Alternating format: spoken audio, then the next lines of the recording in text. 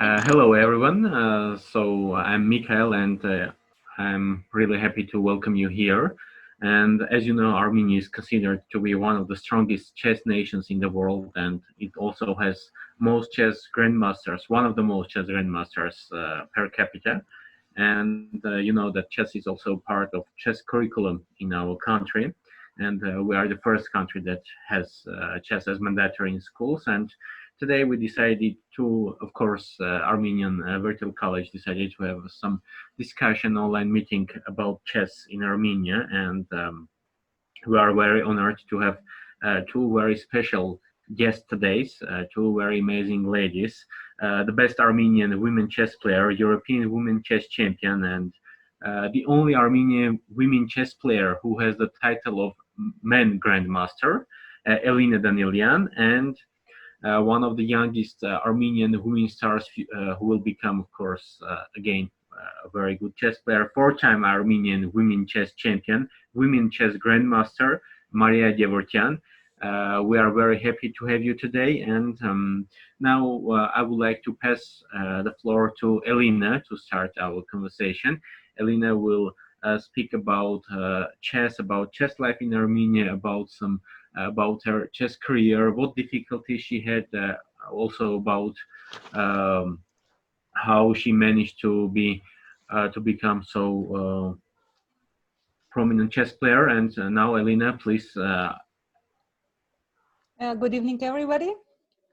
So I have already very long chess career. I think I have been playing chess more than 30 years, maybe about 35 years. And so I have to say that from the beginning, from the very, very beginning, when my father taught me chess, I didn't like it because it was really very tough. For a child, you know, because when you're just a small kid, you want to go outside, you want to play with the other kids. But chess took my childhood, so I had to train, and the training was very very tough. It took approximately 5-6 hours each day. But then afterwards, when first success came, so I realized that okay, maybe that's not so bad. And of course, a sweet taste of victory came to me, and okay, I liked already chess. And since my first big success, and I can say that it was in 1992, so a very long time ago, when I became first time world champion among girl under 14. So, and then just another success followed.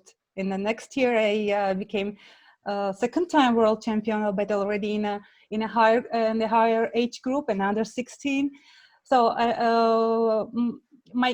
all my pressures, all my efforts. So it was just, you know, I was gifted with my victories. But what I wanted to say that, you know, in every sport, doesn't matter, chess or something else, the way to success actually not so easy, and we have many downs and ups. So it's a normal, and you have to overcome it. So the being professional chess player, professional sportsman, so you are obliged to do it. Otherwise, you can't survive. I mean, survive in a fighting mood, I don't know, just in everywhere, in every area. So, what else? I had many ups and downs. So, and I could overcome them. And every time when I went down, the next time I went up. So, and what else I can say? One of the precious achievements in my chess career, also I have to mention it, because it was a really very good one, very important, not only for me, but for all, for Armenia. It was when in 2003 we became team European champion. It was just, I don't know, it was just amazing, probably, because nobody expected that women Armenian team can win that title, because mostly Armenian chess mostly associated with our main grandmaster and our main team success. So, and until now, so I still in how to say, not in fighting, but in active mood. I'm still trying to perform well. Well, nowadays I don't have much time to train 5 or 6 hours, but so I'm happy that I'm still a very active player, and I hope maybe very soon a new success will come. But actually, it's really very difficult to pick up one of the successes, victories, because every victory wasn't come in an easy way. So that's why they are very, very important to me. And I think it's for everybody, because it's okay. It's a normal way, normal feelings for every professional sportsman. Elina, I have a question. Mikhail, I'm yeah, sorry. Yeah, please go ahead. Yeah. Please go ahead. And I have a question. I'm always interested in this, especially when we talk about chess players. Did you have some periods of, when like you wanted to quit, saying that no, these obstacles are too much, these difficulties are too much, I'm not going to play chess anymore? Yes, I have to be honest. I had once only. Oh, okay. in my long career, I had only once that feeling. It was, I think, at the end of 19th and 2000, 2001, something like that. I don't remember. It was just, I was just sick of chess. Because I don't know why, I don't remember even why. Yes, but then suddenly when I thought, okay, maybe it's better to start to do something else, because I wasn't lucky. But then suddenly another success came. I became in 2001, I became first woman European rapid champion. Oh. So and after that, all black thoughts just was gone. So this is how you overcame that feeling. Yes, success. Yes, and actually also, of course, and I had very tough tournaments. I once I was beaten. I don't know, like a child.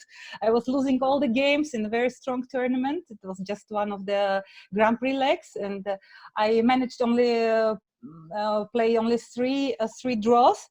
And the rest 9 games I lost. Could you imagine how it's difficult for our brain to overcome it? Yeah, but I could, and just a few months after, I became male grandmaster. So it was like stairs. So if I went down, then after some period I went up. So I think it's normal. So if you can overcome it, then it's okay. Interesting. Thank you, Elina. Excuse me, I have a question for you, Elina. Yes. In your opinion, really is more difficult for the girls playing chess? It's I can't say that it's more difficult. It's about their mood, how they consider their ability to play chess, to compete with to compete with boys. It's an eternal question about the girls and boys in chess, women and men in chess. So if you are ready, so why not? Of course, it's not easy, but what is easy? Which sport is easy? Why are few women in the tournament with men? Can you repeat your question, because I didn't hear the first part? Why are few women in tournament with men? You mean why we compete with men? Yes? Yeah, because it's interesting. It's always interesting to measure our brains, let's say. And I think if you want to progress in chess, if you want to achieve more knowledges, you have to play against stronger opponents. And you have to lose them. It's not a problem. It's not a crime at all if you lose against them. I think it's a very good learning to play against men. So and it's really very good. So I don't see any problem. Just the only problem can be if you can't to overcome your losing against them. So if you accept it and you can make profit out of it in your further knowledges, I mean, then it's excellent. Then it's not a problem. So why not? But if you can do better, even you can beat them. You can compete at the same level. So really, it's just only welcome. Who is the best trainer for a girl? A woman or a man? For the best, who is the best trainer for? Trainer. Who is the best trainer for a girl? For a girl? A woman or a man? I don't know. It's difficult to say because you have to feel it. You have to feel it because in fact it's not so easy to be a good trainer in women chess because you have to know women's psychology, and we are completely different. So and you have to know the approach to girl, and if the girl and her coach can communicate and they speak in the same language. I hope you understand what I mean. So you have to choose yourself. It's difficult to advise. So, I'm very sorry. I would like now to give floor to Maria, and then after Maria's entry speech, we'll have a lot of time also for questions, and you can give your questions later on as well. Now, Maria, please go ahead, please. Hi, first of all, I want you to excuse me that I'm in the dark. I'm trying to do my best to have the light because we were having some problems with the electricity. Oh, I hope it's gonna be recovered soon. So I want to tell, I started playing chess when I was 3 years old. My grandfather taught me. And I like the game, like every child. I was playing outside, but when it's winter, when it's cold, you don't want to go outside all the time. So basically what I was doing, I was just taking some chess books and doing puzzles. This is not a usual thing, I think, for the children to do. And then when I turned 7, I asked my mother to take me to chess classes. She took me and I was in a amateur club and stuff. And then I started to continue my career in a chess academy. When I was already 8 years old, I was playing in the women's first league. And there was even a funny story that when I was there, one of the chess players in the beginning of the tournament was like, can you take the child down from the stage because we're starting the tournament? And then they were like, okay, she's playing here. But of course, as Elina said, there are many ups and downs, and there are moments that you're really thinking shall I continue this or I should not? And I was playing some, I was winning youth Armenian girls championships, but that was not enough because I was not winning European championships or something or world. Though we were going outside with the team, 4 boys, 1 girl, we were bringing gold medals. It was fun, but it was not still enough. And the year, it was 2011. I was just about to graduate the high school. And I decided to understand what I want in life, So basically, I started to work hard on chess. And I managed to take the bronze medal in girls under 18 in the European Championship.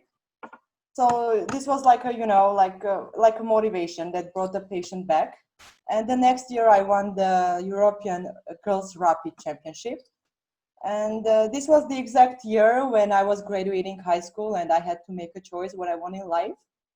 So I think many sportsmen are thinking that they are sacrificing many things for sports, but I never called it a sacrifice.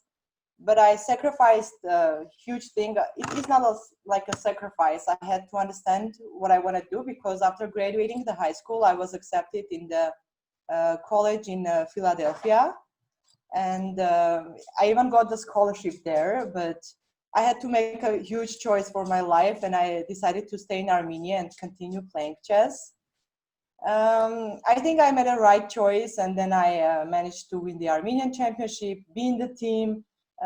It's a funny thing because as Elina said, there are ups and downs. This is a funny thing because I was in the Armenian women's team in 2016, and the Olympiad was in Baku, and it was we didn't go there.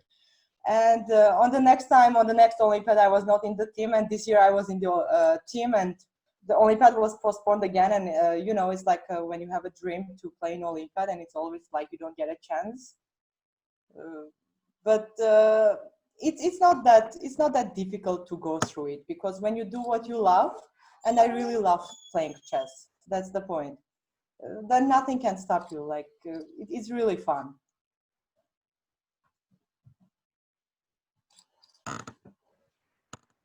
Hope I didn't miss anything. Okay, Maria, I have one question to you.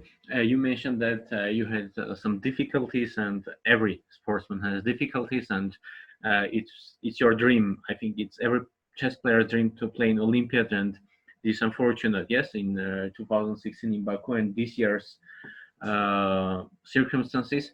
I would like to ask about another thing in your career. Last year, I remember you were intending to play a tournament in Turkey, and there was this very ugly story about discrimination from the part of Turkey and Azerbaijani chess players, that they said that they are refusing to play in a tournament where Armenian player is supposed to play.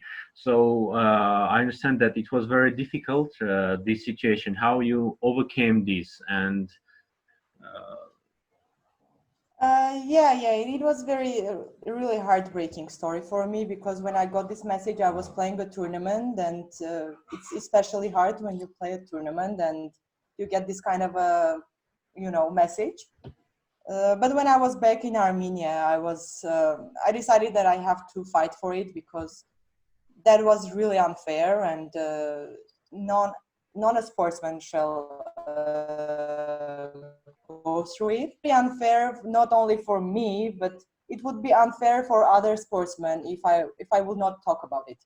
So when I started talking about it, there was a huge attention about it, and I was getting calls from all around the world, like Armenians, and not only Armenians, but the best thing was I was getting messages from Turkey and Azerbaijan, and they were not even a chess players or politics. They were just, people who followed the news, and they were worried. And I was getting these messages like, this is unfair, these things shouldn't happen, whoever did that should be punished. And this was the biggest victory. Like, the organizer was banned for 1 year. I think it's not enough, but the best victory was getting this message and getting this attention, and that people really worry that these things should not be happening in any sports.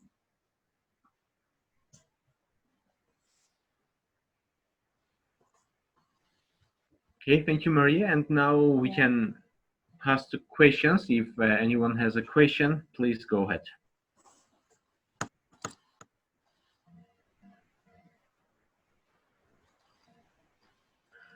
So I will ask another question to both of you, Elina and Maria.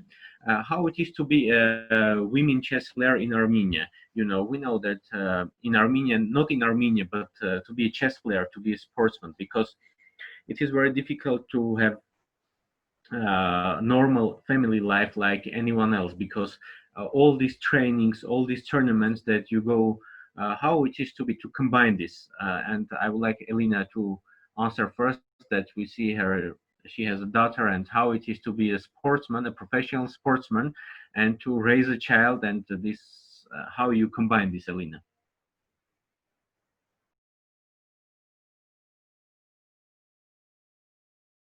Elina, we can't hear you. Elina, we can't hear you. Now Are you on hear mute, me? Elina. Yes. Mhm. Now you hear me? Yes. Yeah, okay. I think everything is possible. It's possible combine a personal life, family life with your career. And of course, when you have a child, it becomes a career goes on the second plan. So it's also normal. It's a life. It's the way it should be. Yes, with a small child, it's difficult to always pay attention on yourself, be concentrated over yourself, over your chess, and other things. But what about me? So I try to combine, and I think I can do it. My mother helps me with my daughter when I'm outside, and I think difficult part is already gone because my daughter is already 4 years old, so she understands things, and it's okay now it's okay already. Even now in this in this lockdown period, she asks me when I'm going to go next time. It's already too long that I'm at home. So okay, it's possible, and yes, it's okay. Okay, it's Mikhail. It's a life, so we can't do anything. So if you have a child, you have to pay more attention on it, and everything just go on a second and third plan. Okay, thank you. And now, Maria, you have some Yeah, something to add. I think that's the biggest stereotype, that usually women sportsmen are not taking seriously, because usually they think that in the future they're gonna make a family, they're gonna have children, and that's gonna be the end. And I think in chess also, many girls, like when they are making their family, they stop playing chess and they start doing some administration work or doing so for federation and stuff, or just doing commenting. I don't know, many things. But I'm agree with Elina that if you really want, everything is possible and you can combine. And there are examples of really great chess players and very nice human beings who are doing great in chess, and they are great moms and wives. So I'm not married yet, but I hope in the future I will be able to combine. I hope so. I don't know. I cannot predict yet, but this is something I will really like to be able to do. Okay, thank you. And Maria, you also mentioned that there are some stereotypes in chess, and I know that in the past there were very big stereotypes about women in chess, and even world champion Bobby Fischer was telling that he will win every woman player giving a handicap, and he will win every woman chess player with a knight or with a bishop down. So how do you think nowadays can a world champion win every women chess player with this kind of handicap? I don't really believe in it. I think it changed a lot. I heard the story, but it really changed a lot because first example was Judith Bolgar, who was in the best 100 players. She even beat Kasparov. So, and then I think that really, like, men are getting more and more, afraid from women, and especially I know that they don't like losing women. So, and now, I mean, I guess Huifan was also in the first 100 players. Yes, Elina, or no? What? Huifan was also in the first 100 men players. I think she was. I think she was, yes. Yeah. This is really sad that there are FIDE rating, but I think it's we are making a huge progress. Like lately, there was a international master, men international master, Batsiashvili Nino. She was playing against Magnus Carlsen, and she managed to do a draw in the serious game. So probably if even Magnus Carlsen is not able, like at least he did one draw against a woman, so it says something in a serious game. I hope it's changing, and I hope it's going to change, and I hope that many more women will start believing in themselves.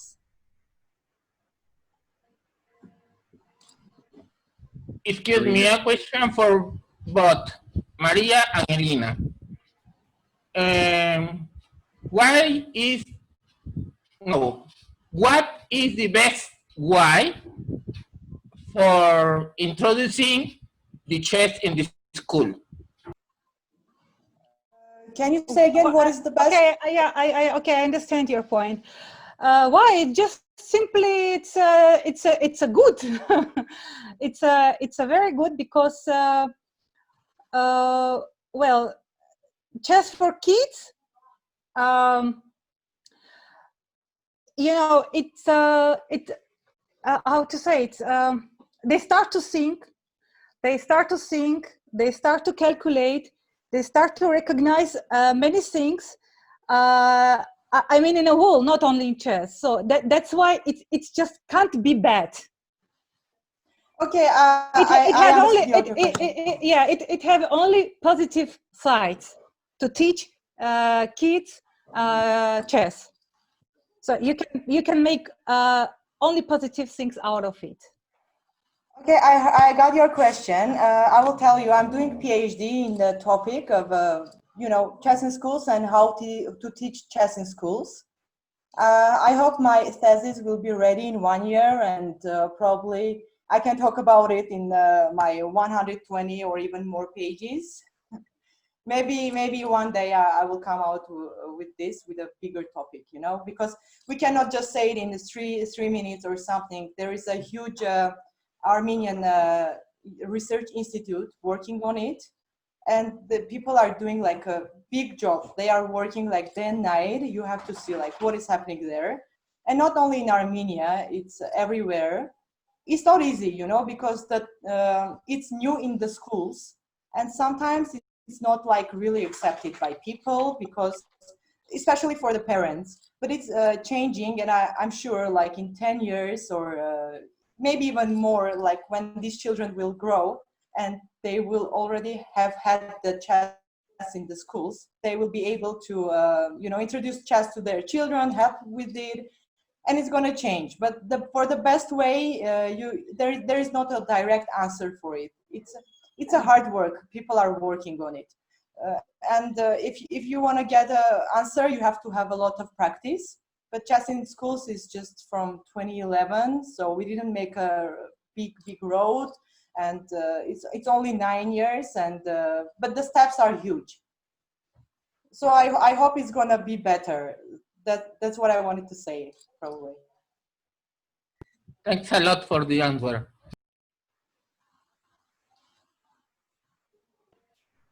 Thank you. Do you have any other questions? Let's see if we have other questions. Participants, you're welcome to ask your question.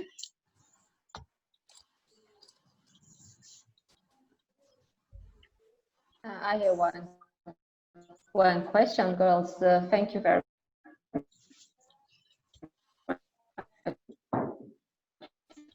for sharing with us your share. Can you hear Arpine? No, Arpine? Yeah, we couldn't hear you, but now it seems it's fine now. Yeah. Now, yeah, it's a lot better. Now? Yeah, it's okay. Thank you very much, presentation, girls. And who is your inspiration? The chess player, man or maybe woman? You mean in chess or Yes. just in a No, in entire chess. sport? In chess. Inspiration. Well, I probably I don't have any inspiration in chess, but okay, I have several chess players whom I like the way they play, their style, and there are several. So it's of course our Tigran Petrosyan. from old ex-champions, world champions. It's Jose Raul Capablanca, Anatoly Karpov. I just admire his style. And from the present time, it's of course Magnus Carlsen. I'm sorry for our Levon. I root for him, but I like Magnus Carlsen's play. So that's all. But in women, I don't have any. Okay. We all know about Edith Volger, legendary player, and okay, she can motivate, but okay, she's not my favorite. Let's say. For me, it's a little different. I mean, not from chess players, but I get inspiration from many things, and maybe not people, also people, but probably it's about I see that it can, at one point they can, I can just like them, like, and it can bring me a happiness, so I will be inspired. But about chess players, I am also like, chess is not the game where you are having a drive and stuff, so you are thinking. It's really hard to have the people who are inspiring. I think you can have a inspiring sportsman in many fields, but I don't think in chess you can be inspired, but you can learn a lot from others. I also like the Tal, Potvinnik, but it's not like inspiring, it's not like ideal that you're gonna find. It's more about your taste, your preferences. About your like making your own style. So you just learn their games, you're picking up important things for you, and you try to follow it. So it's more about learning. Yeah. By the way, I can see one of our Olympic swimmer is watching our chat. It's Bahan Mkhitaryan. Probably he's laughing there because they are getting a lot of inspiring people in their sports, and in chess it's like, Thank you. Thank you. Let's all say hi to Bahram then. Hi there. Thank you for your But your favorite opening and why? Why this opening? For black or for white? For what? For both. I myself a D4 player. Okay, I don't have favorite opening when I'm white, so I feel more comfortable myself, and I like to attack. I like to be annoying at my opponent's king side. So, and when I am when I'm playing black with black pieces, I think my favorite opening on E4, it's a Caro-Kann defense. And on D4, it's probably Nimzo Indian, probably King's Indian. Very good selection. Yeah. Maria?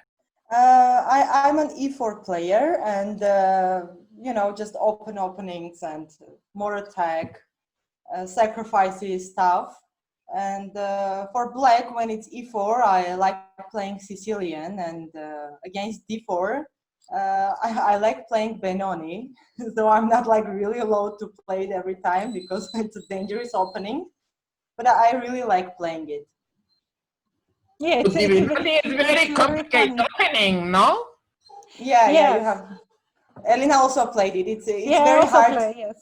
It's very hard to remember the variations, and if you're going to confuse something, it's going to be tough to continue. So. Yeah, but playing Benoni, for instance, when I need to win with black pieces against D4, when I'm just obliged to win, then I choose to play Benoni. I prefer the Nimzo India with black. Nimzo it's a classical, so. We were discussing good opening. It's very good defense with black. Yes. For me. We were discussing with Elina this, and one day she was like, when you have to win with black pieces, at one point you have to go through a bad position. Yeah, that's for sure. Benoni is that opening. Well, I think the Benoni is very complicated for me. For us also. Yes. Generally, chess is a very complicated game. Thank Okay, so does anyone else has a question? Yes, I do have a question, if I may. Elina, Maria, thank you very much for the presentation of your paths to the success in chess. I'd like to ask you, what was the best advice given to you? And do you remember who gave that to you? And what advice would you give to an aspiring player? Yes, I can say for sure which advice I got. And it was from my father. He always told me, the way you treat chess, the same answer you will get. So it meant if I treat badly, if I don't do my duties, it's training and so on, then I will be just out of any success. So that is very important advice was, and that time when I was about thinking to retire chess, and then when success came, I just realized that it should be my logo of my chess career. So. For me, I don't have exact one probably. I'm trying to remember, and there are a few that I really liked. Probably I will mention my ex-coach AVC Grigoryan once told me that you have to follow your state before going to the chess game, and you know, it's like you have to be in the right mood, in the right thinking way to be able to start your game, because if you are not able to, it's never going to work out. About what I will tell in the future, I don't know, maybe it depends from the person. It's I have to see the person to understand like what is the right yes, everything is very individual. Yeah. Maybe something that you've learned as the biggest truth in this game that would fit anyone. It depends what girls want, you know. I see. No, it's really it's very difficult to give just advice, you know. You can say, oh, you have to train, Mm-hmm. and then maybe it's not enough. It's just it's a complex of advices, so it depends of a person also. That's why I said in the beginning that very important to have a right coach for girls, because it's not only about chess. We girls, women are more emotional, and the small girls, they are even more emotional. So any lose is just tearing and then other things. That's why I say that if her coach, girls coach, can find the right approach to her to his pupil, then he can give a very good advices.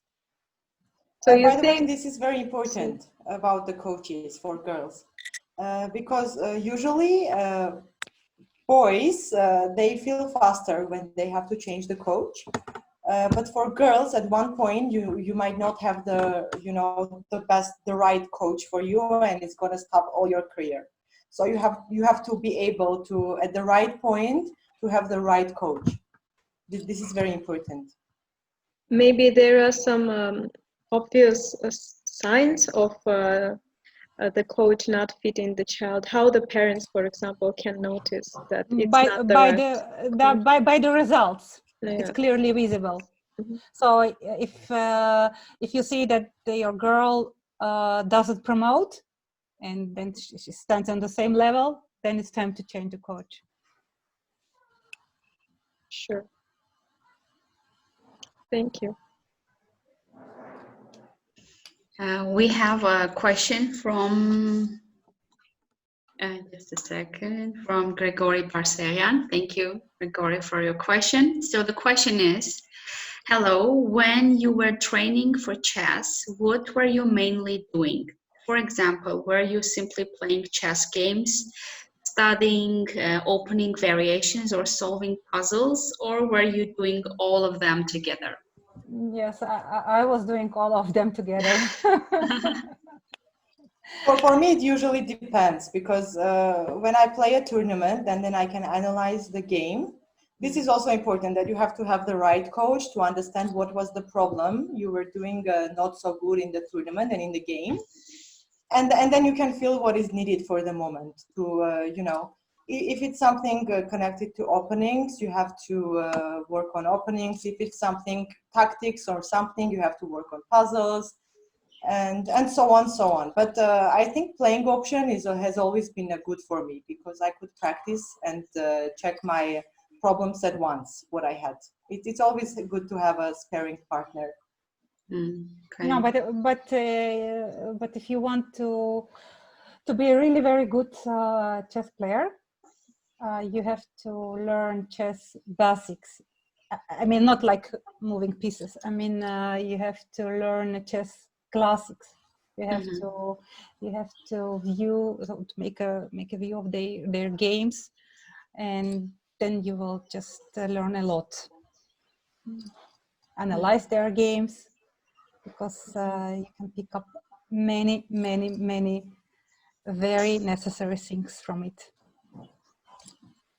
Maria and Elina, in your opinion, can you say me what is the best chess platform for playing online? I don't know. It's difficult to say. There are so many, and me myself, I'm always mostly always playing on Chess.com. I prefer to play on Chess.com because I don't know. Somehow Lichess platform does not suit to me. Just can't to get used with its platform. And Chess.com is very comfortable for me, so I'm mostly playing there. I like playing in both, but lately I started playing more on Lichess because, you know, the tournaments are in Chess.com. When you play a tournament, you have to wait for another round. There are breaks in the middle, but in Lichess, when you have like let's say 2 hours for the tournament, and especially system, I like playing it. It's more fun for me lately. Probably it's because of the quarantine. I don't know. Well, my question is for this. The best opening where are? In chess.com, chess.com, or in Lichess? Best openings, you mean the series or? What platform have best opening? Chess.com or Lichess? You mean where is the stronger opponents? You mean, yes? That's right? I'm right? Yes. I think they're, maybe now they're on the same level, but I think still on Chess.com they are more stronger than in Lichess. Is your opinion too, Maria? I think yes, it's more like professional side, but I think like Magnus Carlsen was playing more on Lichess than on Chess.com. Yeah, because he has a problem with Chess.com. Yeah, and he owns like the other websites, so probably that's the point. But Chess24 is no good for this. I never tried, to be honest, I never tried to play on Chess24. Yeah, me neither. So I never tried to play on Chess24. So, but the Chess24 owner of that site is Magnus Carlsen, so you can try. And I also watch the broadcasts on Chess24. I mostly try Chess24 for that, and I never really played there. Okay, thanks a lot. We have another question from Suren. So the question is, hello, I would like to know your opinion about psychology in chess. Is it possible to grow up in chess based not only on chess knowledge and also on psychology too? Thank you. Yeah, you know, any kind of sport, it's a psychology itself. Being a professional sportsman, I will not just pick chess up some from the list. I mean, in a wall. So being a professional sportsman, you have to be mentally very strong. It's all about psychology. So if you are weak, you simply can't overcome everything. Your downs, even upsets, and you know, your ups. Yes, it's a lot. And that's the way it should be. It's a normal, and then you have to, I mean, the path to success in every sport, what's for me, I think the first, you are obliged to be mentally strong. You have to do effective training. You have to set the realistic goals for yourself. I don't know, there are many things, and it's all about psychology. Yeah, I think psychology is very important, not only in chess, also in every sport and in life. But I think in chess, as Elina already answered about how mentally strong you should be, I think that in chess that there is a one point that you get there through hard work, and after it there takes psychology and how your physical activity and so on and so on and so on. But I think like the first one that is, you know, breaks through after this point is psychology. And, yeah, the most important point, it's being mentally strong. If you are, then you just overcome everything, and then success will be followed. Okay, thank you. And now I would like to ask Maria and Elina about a tournament that we are going to hold. Armenian Virtual College together with Chess Academy of Armenia is holding. This is Pan-Armenian Chess Tournament. I would like to know if they heard about this tournament and what they think about this. Please, Maria. Yeah. I saw only the advertisement of that tournament, but I can understand what it's about, and I think it's a really very good thing that Armenian Virtual College can organize for Armenians from abroad. Then I think it's really very good things, and well done, guys. So go on with that direction. Yeah, of course, I heard about it. I think it's a great idea. By the way, yesterday I got a message from Beirut, and people were asking already about the tournament. And I guess it's going to be held on Chess Zone. Yeah? No, Maria, the tournament will be held on lichess.org. Okay, Lichess. So we decided to hold this on lichess.org because this is the simplest platform for everyone, because in chess.com or in other platforms it is somehow very difficult to get registered and to play, but here everything is very simple, and I now encourage all our participants of this Zoom meeting to register for this tournament, because it will be very interesting. And also anyone, if the tournament is for the youth chess players, but everyone can watch it because it will be very interesting. We are expecting not only amateur chess players, but also some strong Armenian chess players all over the world to take part in it. And I encourage all of you to go to our website and register for this tournament. Yeah, I think it's a very nice idea, and it's very good to have these kind of tournaments now, especially now when, you know, it was quarantine and people are already used to do things on online platform. So it's great. I hope I'm going to get more questions about it because I already started having them.